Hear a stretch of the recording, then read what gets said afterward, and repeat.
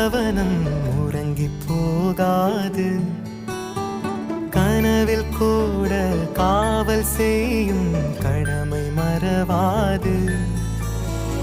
உலகமே இவளென இவன் வாழும் அழகை பாரடா. மகளென வளர்க்கிறான் இவன் உயரம் குறைந்த தாயடா. இவனின் அன்பை அளந்திட எந்த மொழியும்